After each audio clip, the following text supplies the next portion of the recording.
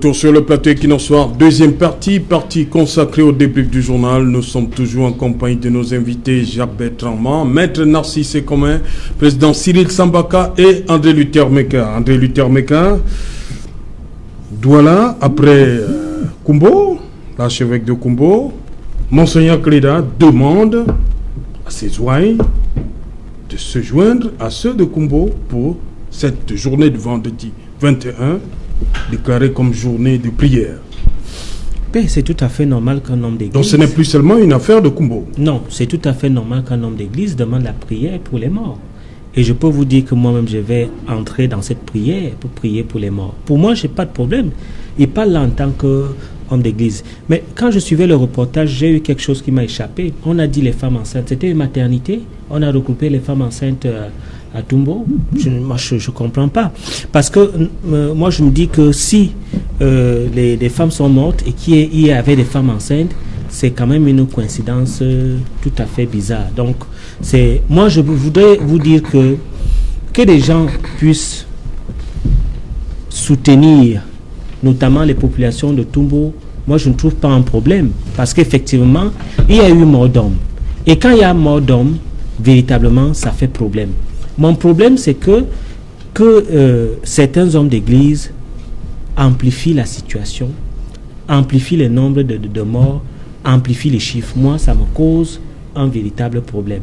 Et moi, je n'ai jamais été d'accord des chiffres depuis le début de la crise anglophone. Quand on dit 500 000 déplacés internes, on n'a jamais compté les déplacés internes. On n'a jamais compté. Il n'y a jamais eu un comptage des déplacés internes.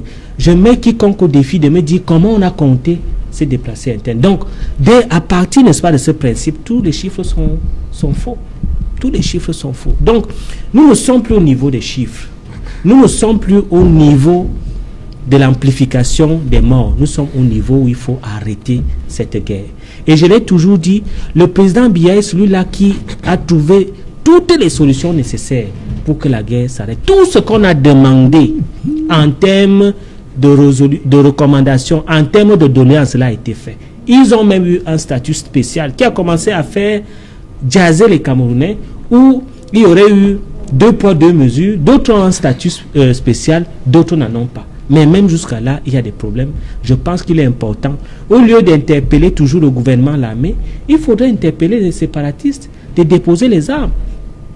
Il y a le comité de démobilisation, de désarmement et de réinsertion qui est actif et dont les gens peuvent aller déposer les armes et être réinsérés dans la société. Je ne sais pas pourquoi il y a toujours une fixation unijambiste, unilatérale vers le gouvernement, alors qu'effectivement il y a des séparatistes qui tuent, qui sèment la terreur et on n'en parle pas. Donc nous devons nous retourner les fusils vers la paix, vers le rassemblement et vers la cessation de cette guerre. Et Jacques Bertrand, cette situation, c'est-à-dire on est sorti carrément, ce n'est plus une simple affaire du diocèse de Kumbo. C'est ça le problème.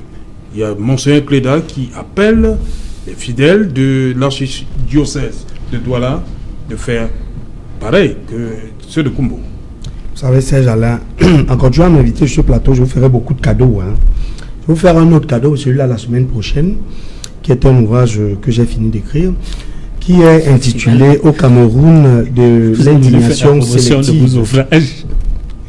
Monsieur Meka, nous sommes camarades de classe. Personne ne nous empêche d'écrire. Je suis à mon 4e. C'est très bien. Voilà. Au lieu donc de rire, de faire comme si... Je vous laisse mon temps de parole. Parce que nous sommes en train de parler des questions sérieuses. Nous sommes sur un sujet, vous parlez de vos ouvrages. Il faut respecter les Camerounais. Je reprends mon temps de parole pour dire que M. Meka fait exprès quand il fait ce qu'il fait là, parce qu'il essaye de vous empêcher, chers Camerounais, de comprendre que nous sommes dans un pays où l'indignation sélective est une règle. Ça veut dire que lorsqu'un problème ne touche pas ceux qui sont nos gouvernants, lorsqu'un problème ne touche pas M. Meka et ses amis du RDPC, lorsqu'un problème ne touche pas ceux qui ont reçu mandat pour protéger le peuple, ce problème-là, il le traite avec autant de dédain, avec autant de condescendance, avec autant de mépris. Monsieur Meka, vous n'allez pas me mépriser sur ce plateau, parce que vous connaissez ma rectitude morale et vous connaissez ce qu'on appelle l'objectivité qui m'anime depuis notre tendre enfance, M. Meka. Et c'est non parce que je suis objectif que je parle au Camerounais en toute objectivité. Et lorsque je dis que j'offre un cadeau à M. Serge Alain Autou, c'est un cadeau. Le cadeau, la liberté de l'offrir, et à celui qui l'offre, à celui qui le reçoit, c'est du pouvoir discrétionnaire de la personne. À vous, vous utilisez votre pouvoir discrétionnaire. Dans le RDPC, qui est cet appareil qui méprise le peuple, pour faire quoi? Pour ignorer les Camerounais dans leurs problèmes. Et justement, je vous parlais de l'indignation sélective parce que ce qui se passe là actuellement, c'est parce que ce sont des personnes qui sont dans le nozo là-bas, qui n'ont personne au gouvernement.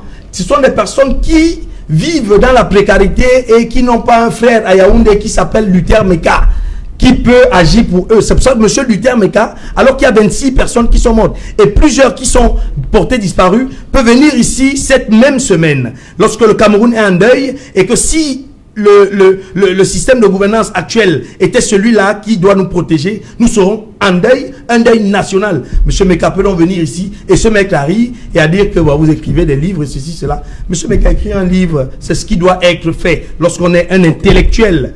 Et j'appelle à votre esprit scientifique. Donc, chers Camerounais, sachez-le, le Parti camerounais pour la réconciliation nationale, le PCRN, j'allais le dire en fin de première partie tout à l'heure, nous allons à l'Assemblée nationale bientôt. Non, c'est bon. Maître commun, oui, je vous interpellais par rapport au rôle de l'Église. Oui, c'est j'allais. Les rapports de l'Église. Bon, d'abord, sur cette situation, c'est plus seulement une affaire du diocèse de Kumbo. Il y a Douala qui se met, ça veut dire que ça devient sérieux.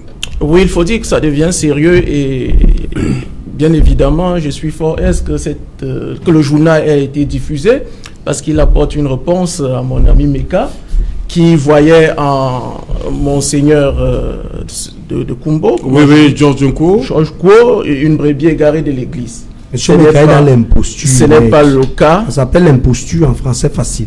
Oui, merci, mais je peux poursuivre moi-même. Ce n'est pas le cas. Aujourd'hui, l'ensemble des hommes d'église sont d'accord. Ils ont toujours été unanimes qu'il fallait changer de paradigme pour aboutir à une résolution de la crise anglophone. La difficulté, c'est que on a la nette impression que le gouvernement promeut plutôt la force militaire au lieu de promouvoir le dialogue. Je me rappelle encore des propos de Michael Bibi, qui je pense est l'archevêque auxiliaire de Bamenda, qui indiquait naguère qu'il était nécessaire qu'on passe par un désarmement, certes, mais qu'on passe également par une mise en liberté des prisonniers qui sont aujourd'hui dans nos geôles. Parce que vous ne pouvez pas aujourd'hui, lorsque vous me dites par exemple, M. Meka, que l'État a tenté le dialogue, je suis d'accord avec vous. Mais quel était l'interlocuteur de l'État? Si vous n'avez pas le bon interlocuteur, il va de soi que le dialogue est voué à l'échec. Et nous constatons tous que l'État n'avait pas, le gouvernement n'avait pas les bons interlocuteurs. Donc, voyez-vous, Serge Alain, le gouvernement n'est pas toujours d'accord avec l'Église lorsque le son de cloche de l'Église ne lui convient pas. Que ce soit sur les chiffres, ceux qui ont été donnés à la suite de la bavure de l'armée, parce qu'il faut l'appeler ainsi, parce qu'il y a eu des victimes civiles, quel que soit le nombre. Lorsqu'il y a des victimes civiles, c'est une bavure, parce que les civils ne sont pas censés mourir sur des opérations, sur le champ des opérations de guerre. Le gouvernement cesse d'être d'accord avec l'Église lorsque les chiffres ne lui conviennent pas. Il cesse d'être d'accord avec l'Église lorsque les solutions préconisées par l'Église ne rentrent pas dans les codes de ceux qui nous gouvernent et qui se trouvent à Yaoundé. C'est là, aujourd'hui, toute la question. Et cette sortie de Monseigneur Cléda est plus que salutaire parce qu'elle vient renforcer la position de l'évêque de Kumbo sur la question. Ok. Président Sambaka, on peut s'attendre à ce que, jusque-là, la conférence épiscopale ne s'est pas prononcée pour désavouer, on va le dire comme ça, l'évêque de Kumbo. Ça veut dire que c'est sérieux. Non, il y a des règles strictes qu'on applique au niveau de l'Église. Parce que André Luther Meka semblait dire que bon, c'est une affaire de l'évêque de Kumbo seulement. Non, on connaît le style de Meka. D'ailleurs, j'ai été surpris tout à l'heure quand il disait est-ce que c'est une maternité? Parce que les femmes étaient enceintes. Mais Meka, il sait très bien que le lit de la misère est le plus fécond.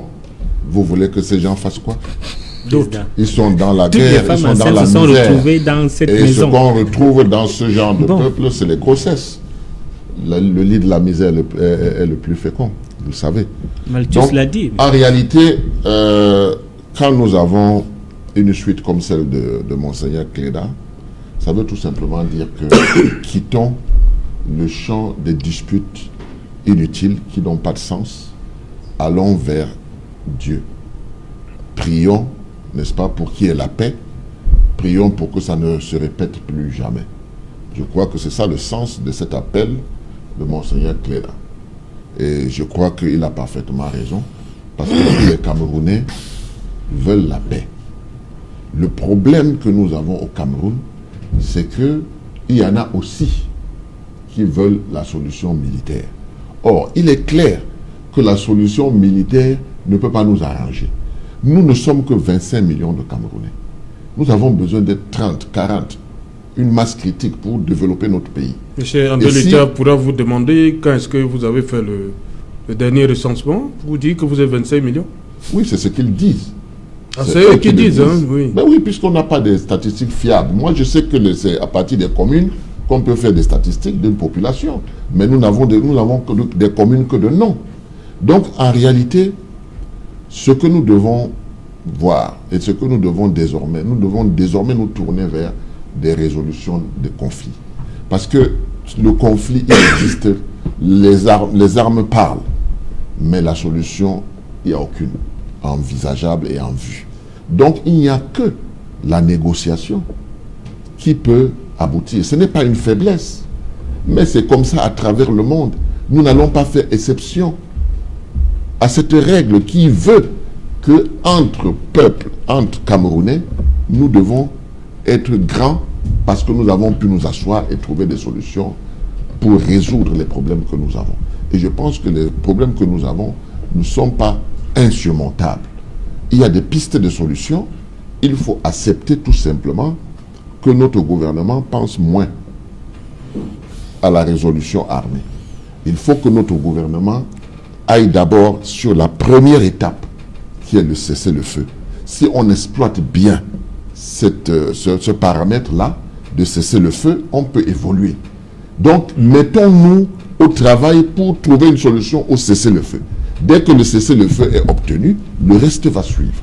Mais tant que nous sommes toujours dans cette logique d'éradication, dans cette logique de créer d'un côté comme de l'autre des morts, alors à ce moment-là, on va s'éloigner chaque jour davantage de la solution pacifique. Vous savez, il y en a qui commencent même déjà à dire que les guerres civiles durent 20 ans, 30 ans, 50 ans. Et quand nous entendons cela, nous nous disons, mais bon Dieu, est-ce que nous avons des enfants? Est-ce que nous avons des petits-enfants? Est-ce que nous voulons donc que nous, ayant vécu dans un Cameroun assez pacifié, que nos enfants, eux, héritent d'un Cameroun tumultueux où il n'y a que guerre? Donc nous devons montrer nos capacités aujourd'hui, n'est-ce pas, en allant vers des solutions de cette crise. Et les solutions de cette crise, la première chose, on doit travailler sur le cessez-le-feu. Il ne faut pas qu'on lésine là-dessus. Dès qu'on a travaillé sur le cessez-le-feu, le dialogue peut s'installer, la réconciliation peut s'installer, le pardon peut s'installer, et puis on redémarre. Ok. Maître, oui, je voulais dire la suite de M. Sambaka, qui est le plus aimé ici, et qui parle avec beaucoup de sagesse. J'aimerais dire que la violence légitime appartient à l'État. C'est-à-dire que c'est à l'État qu'appartient le monopole de la violence légitime. Mais il est clair que les Camerounais doivent comprendre que tout conflit dans un État qui concerne les individus qui sont eux-mêmes des concitoyens, la résolution de ce conflit ne saurait se faire de manière impérative, par la violence que l'État légitimise de manière naturelle. Non. Le conflit qui nous concerne est celui qui met aux prises des Camerounais de deux bords, simplement parce que des personnes sont frustrées. Et si on n'a pas encore l'honnêteté d'accepter que ce qui se passe et continuera à se passer au nord-ouest et au sud-ouest est né des frustrations des uns et des autres, nous ne serons pas sortis d'ici et de nulle part. Ce qui se passe réellement, c'est que chaque fois qu'on a affaire à un régime qui est extrémiste, les solutions envisagées par les uns et des autres, ceux qui sont même formés ou alors ceux qui sont éduqués et d'autres pas, sont généralement vers le chemin de l'extrémisme. Donc, chaque fois que l'État réagit de manière extrême, il y aura une autre réaction plus extrémiste qui viendra. Mais c'est un tort. Chaque fois qu'il y a une guerre dans un territoire, il y a des pertes en vies humaines, il y a des pertes matérielles et financières, c'est l'État qui perd. C'est le Cameroun qui descend. Mais ceux qui ont la charge de gouverner actuellement, parce que, puisqu'ils, dans leur imagerie, ils ont l'ambition d'être éternels, ils pensent que ça doit demeurer comme ça. Mais chers Camerounais, je veux vous dire que si nous continuons à nous entretuer au nord-ouest et au sud-ouest, M. Meka et leurs amis partiront dans quelques temps lorsque nous aurons gagné les élections normalement, à l'élection présidentielle, et il y aura un système de terre brûlée naturelle qui se sera installé au nord-ouest et au sud-ouest, et pour reconstruire ça, ça prendra des dizaines d'années. Cessons de faire la guerre à des gens qui ne comprennent pas ce que sont nos problèmes. Nos problèmes, c'est la famine, nos problèmes, c'est la santé, c'est le logement, c'est l'éducation. La seule manière de leur faire la vraie guerre, qui n'est pas une guerre d'armes, c'est de leur éjecter du pouvoir à travers les urnes. Voici donc, nous avons encore du temps. À partir de maintenant, mobilisons-nous pour que lorsque l'occasion nous sera encore donnée, de leur donner une fessée copieuse, comme dans le Nyon Ekele, nous leur éjecterons de ce pays à travers les urnes. Et le Parti camerounais pour la réconciliation nationale est là, vous ouvre les portes, parce qu'il est le seul qui prône la vérité. Je voudrais, à la suite de la vague à l'âme de mon ami et jeune frère Man, que je connais très bien, c'est vrai qu'il n'a pas l'esprit tranquille, mais je crois qu'il avait changé. Ce que je voudrais dire, c'est que lorsque on propose les solutions de paix dans ce pays, on ne peut pas accuser le chef de l'État, le président Paul Biya, de n'avoir pas donné les solutions de paix. Je pars du fait que, et je le répète toujours, tout ce qui a été demandé au Nord-Ouest a été donné. Que ce soit les problèmes de la common law, que ce soit les problèmes des fonctionnaires d'expression anglaise, il y a eu des recrutements, on a donné un statut spécial. On ne peut pas accuser le chef de l'État de n'avoir pas trouvé les solutions, d'être extrémiste lorsqu'on libère les séparatistes anglophones, près de 500 déjà. Est-ce qu'ils ont été tous libérés, M. Meka? Mais on a libéré le président de la République, le candidat naturel du RDC, a-t-il déjà mis un seul jour son pied au nord-ouest? Je vous écoutais religieusement. Je vous écoutais religieusement. C'était une question rhétorique, M. Meka. On ne peut pas accuser le président Paul Biya de n'avoir pas trouvé les solutions lorsqu'il crée un comité où des gens qui ont fait la guerre ont tué d'autres Camerounais peuvent aller déposer les armes et ne pas être inquiétés, et qu'on leur donne les moyens pour se réinsérer dans la société. Mais le chef de l'État est d'une magnanimité extraordinaire. C'est quoi dans magnanimité? Ça veut dire quoi? Expliquez un peu ça. Vous êtes enseignant. Ce que je veux dire, quoi magnanimité? Ça veut dire que c'est quelqu'un qui aime le pays. Ah, aimer et magnanimité, c'est la même chose. Qui aime les Camerounais. Monsieur Mekavoué dans l'imposture. Qui aime les Camerounais et qui est capable, n'est-ce pas, de pardonner un certain nombre de choses aux Camerounais. Donc, je pense que, contrairement à ce qu'il a dit, et je répète, il est important que les Camerounais saisissent l'opportunité qui est donnée par le chef de l'État à travers ce comité et de sensibiliser les séparatistes pour qu'ils déposent les armes. Moi, je suis en accord avec le président Sambaka qui dit qu'il est important de travailler sur le cessez-le-feu. Relisez tous les discours du chef de l'État.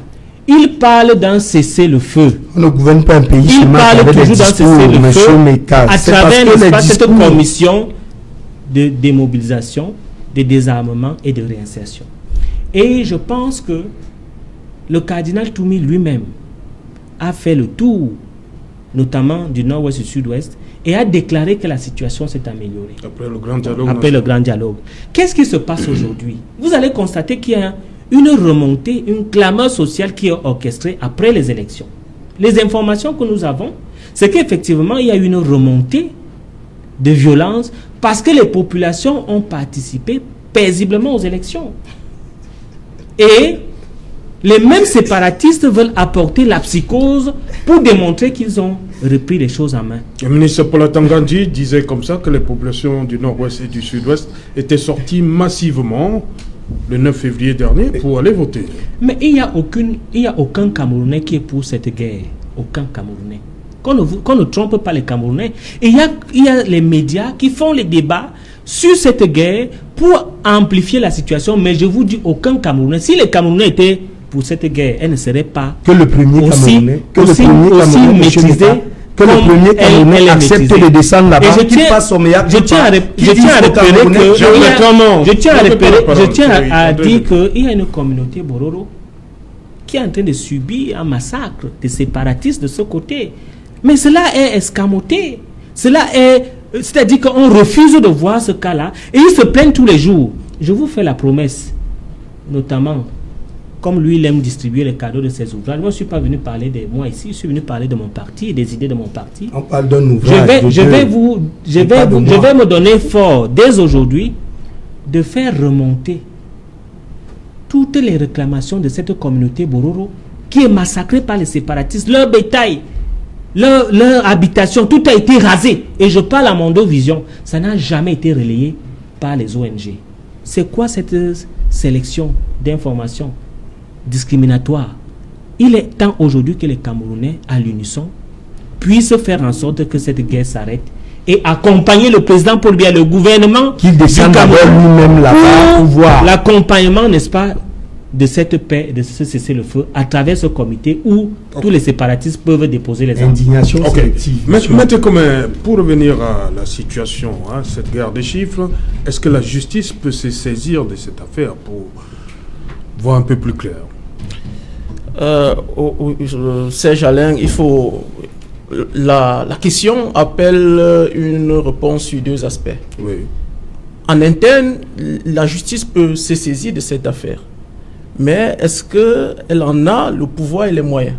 Ça, c'est une question. Vous voulez parler de l'indépendance de la justice? Oui, de l'indépendance surtout. Oui. Parce que voyez-vous, les poursuites peuvent être mises en branle, soit par un commissaire du gouvernement, si les infractions ont un caractère militaire, soit par le procureur général. Mais il faut bien que le ministère de la Justice actionne tout ça. Et de l'autre côté, le ministère de la Défense. Si nous sommes dans le cadre des infractions qui sont commises par des armes ou en période de guerre.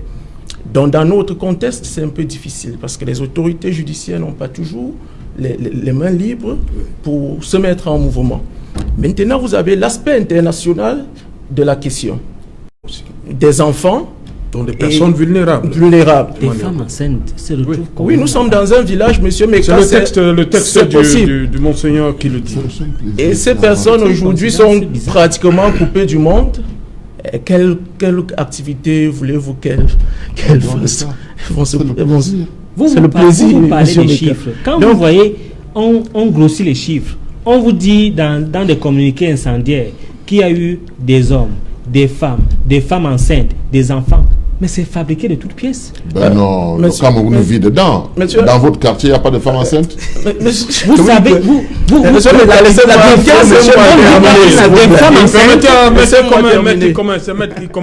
nous sommes dans un village dont je ne trouve pas anormal qu'on ait des femmes enceintes. On n'a pas rasé tout le village, n'a pas été rasé. Il fallait que le village soit rasé. C'était une maison. Poursuivant, j'ai dit... L'indignation, c'est autre chose. Nous sommes tous indignés. Aujourd'hui, on a la communauté internationale qui a de plus en plus le regard vers notre pays. Et j'ai bien peur, et ce que je ne souhaite pas, c'est que l'ONU commence à s'y mêler. Bientôt, on aura une force d'interposition avec ce que ça comporte, comme convoi militaire, approvisionnement en armes pour aujourd'hui. Il faut dire que parmi les groupes séparatistes, il y a aujourd'hui du grand banditisme aussi. Donc, sur le plan international, on va peu à peu vers l'ouverture d'une enquête et peut-être l'établissement des responsabilités de nos dirigeants ou ceux qui sont en charge de nos forces armées. Si éventuellement ce sont des séparatistes. Laissez-moi terminer. Non mais qui est séparatiste? J'ai l'impression que c'est à sens unique. Si éventuellement, le problème c'est que vous ne me laissez pas terminer. Écoutez et vous allez faire des observations après. Parce que si vous m'aviez laissé terminer, vous auriez compris que j'émets des hypothèses. Puisqu'une Mécan enquête a été prescrite, je pense. Monsieur Mécan ne peut pas comprendre ça. Il est dans l'esprit du déni. Oui, Et l'esprit du déni est celui qui il y a une communication qui est fabriquée. Monsieur Mécan est dans son rôle. Accuser le gouvernement. Mécan, et pendant que de l'autre côté, on tue, on coupe les têtes. On décapite des femmes. Et il n'y a pas de problème. Monsieur Mécan est dans son rôle autant que le PCRN, donc c'est légitime qu'il fasse des observations quand mon discours ne lui convient pas. Mais seulement moi je suis démocrate et j'écoute tout le monde. Donc je disais ceci, si éventuellement des responsabilités sont établies au terme de la commission d'enquête qui sera certainement créée comme on en a l'habitude, on pourrait bien évidemment, dans le silence ou l'inertie des autorités judiciaires de notre pays, voire des responsabilités des personnes engagées à l'échelle internationale. Président Sambaka, pour on arrive au terme. Oui, la grandeur de notre pays, ça sera la capacité de nos dirigeants à trouver des solutions à cette crise. Des solutions pacifiques qui vont remettre le Cameroun en marche. Et je pense que nous devons aller dans ce sens. Au lieu de compter les morts, il vaut mieux qu'on amorce, n'est-ce pas, une trajectoire qui va nous faire passer par le cessez-le-feu, les négociations. Et puis à la fin, il faudrait bien qu'on admette que ce n'est pas diviser le Cameroun que d'avoir des modes de gestion qui concordent avec les populations. Les populations veulent s'impliquer, les populations veulent s'émanciper. Donnons la possibilité aux populations de s'impliquer à travers ce qu'on appellera donc une vraie décentralisation, ce qu'on appellera comme on veut, statut spécial. Moi, je ne vois pas comment est-ce qu'on interdirait aux Camerounais de quitter, de traverser le pont du Mungo, comme je dis souvent, et de commencer à rouler à gauche. Si le système de rouler à gauche est celui qui peut faire l'épanouissement des populations qui sont dans le sud-ouest et le nord-ouest, je ne vois pas pourquoi nous, qui roulons à droite, nous n'arriverons pas à ce carrefour et on commence à rouler à gauche. C'est le Cameroun qui va qui va se porter mieux. C'est le Cameroun qui va avoir une multidimension. C'est le Cameroun qui aura une identité spéciale, n'est-ce pas? Et un pays envié à travers le monde parce que Afrique en miniature, parce que regorgeant d'intelligence et parce que partageant les fruits de la croissance. Moi, je crois que ce qui est important, c'est que on ne veut plus que le gouvernement centralise tout. Parce que tout est parti de là. Le refus du gouvernement de décentraliser. Voilà. C'est là où tout est parti. Voilà, Jacques Bertrand, rapidement, en 30 secondes, on arrive au terme. Ce que je veux dire, c'est que M. Sambaka est un sage sur cette table. Mais pour qu'on puisse arriver à ce que vous dites, M. Sambaka, il faut qu'il y ait l'humilité structurelle, systématique du gouvernement et du principal acteur. Parce que je vous dis un exercice simple, comme je le laisse souvent ici. Si le président de la République, Paul Biya, qui est un patriarche, un homme qui aime ce pays et qui a tout donné, mais qui n'a plus rien à donner, selon moi, qui, si dès demain, il décide d'appeler juste une seule petite caméra, se met dans son salon, ne met même pas une veste, et dit aux populations du nord-ouest et du sud-ouest: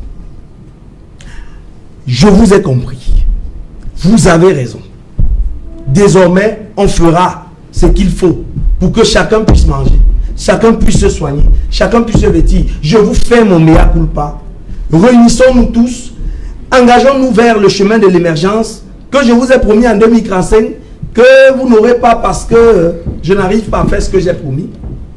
Mettons-nous tous ensemble pour que le Cameroun reste debout. Est-ce que les gens du RDPC savent que le Cameroun appartient à tous les Camerounais et pas seulement à eux, et qu'il n'y a pas une immortalité institutionnelle d'un président de la République? Ce pays doit rester debout, et pour qu'il reste debout, il faut avoir l'humilité. Pour qu'il y ait l'humilité, il faut qu'on accepte qu'on a fauché. Chaque fois qu'un dirigeant, qu'un manager, dans sa technostructure, n'accepte pas de dire à ses collaborateurs que j'ai fauché, il ne reprend pas. Il ne se relève pas. Et généralement, l'entreprise chute. Je parle là en manager d'entreprise. Ok, merci. André Luther-Meka, le mot de la fin. Pour être plus sérieux, je crois que... Monsieur Meka, donc vous estimez que je ne suis pas sérieux. Vous êtes dans l'imposture, monsieur Meka, et à part ça, vous donnez l'impression aux Camerounais pour être plus sérieux. Merci. Pour être plus sérieux, parce que bon, je commence un peu... Mais monsieur Meka, ce qu'il fait, c'est un exercice agacé là. On me fait des grands signes. Non, on a des arguments. Vous avez un argument, monsieur Meka. Vous n'avez pas d'argument. Monsieur Marc, s'il vous plaît. S'il vous plaît. Pour être plus sérieux, il faut accompagner le gouvernement camerounais, le chef de l'État, à amener un cessez-le-feu. Il a beaucoup donné, il y a eu beaucoup de solutions dans cette crise. Il est important aujourd'hui que les Camerounais se retournent vers les séparatistes et leur demandent de déposer les armes et de pouvoir contribuer à ce qu'il y ait la paix. Voilà, merci cher monsieur. Merci maître Comé d'être venu. Merci. Merci président Sambaka. Merci Alain. On remet ça en 2025, c'est ça? Ben vous savez, vous avez l'habitude de m'oublier. Hein. Non. Merci Jean-Bertrand. C'est moi qui vous remercie et je dis bonsoir à Maël. Merci. Madame, monsieur, nous sommes donc arrivés au terme de cette édition Equinox Soir. Rendez-vous demain pour le dernier numéro de la semaine, bien évidemment, lorsqu'il sera 19h. Bonsoir, Ngele Menduka.